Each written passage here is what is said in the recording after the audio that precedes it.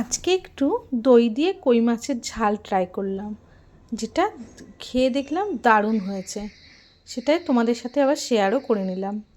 দেখো কই মাছের সাইজগুলো এইরকম সাইজের নিয়েছি, আর নুন হলুদ এটা মাখিয়ে নিচ্ছি ভালো করে কই মাছের গায়ে। তোমরাও ভালো করে মাখিয়ে নেবে।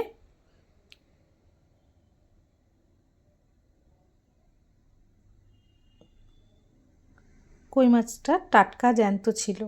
দেখো এবার কড়া বসিয়ে দিয়েছি, দিয়ে তেল দিয়ে দিয়েছি। এবার মাছগুলো এপিট ওপিট করে ভেজে নেব। মাছগুলো ভাজা হয়ে গেছে যথারীতি।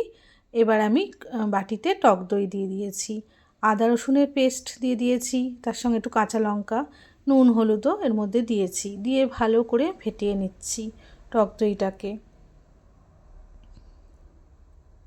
তারপর দেখো জিরে গুঁড়ো দিয়ে দিলাম, লঙ্কার গুঁড়ো, কাশ্মীরি মির্চ দিয়েছি, দিয়ে আবারও ভালো করে ফেটিয়ে নিচ্ছি।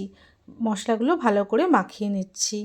দিয়ে কড়ায় দেখো কালো জিরে আর শুকনো লঙ্কা ফোড়ন দিয়ে সেই তেলে দইয়ের মিশ্রণটা ঢেলে দিয়েছি, দিয়ে ভালো করে নাড়িয়ে নিচ্ছি।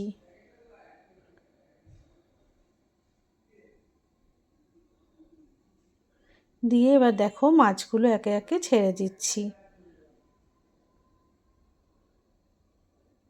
মাছগুলো পুরো ডুবিয়ে দেবো ঝোলের মধ্যে।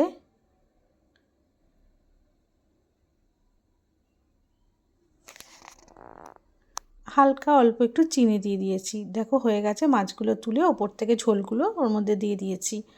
দারুণ হয়েছে রান্নাটা খেতে, গরম ভাতের সাথে দারুণ লেগেছে আমার। দেখো কি দারুণ দেখতেও হয়েছে। তোমরা রেসিপিটা বাড়িতে ট্রাই করো আর আমাকে লিখতে ভুলো না কেমন হয়েছে। টাটা সকলকে।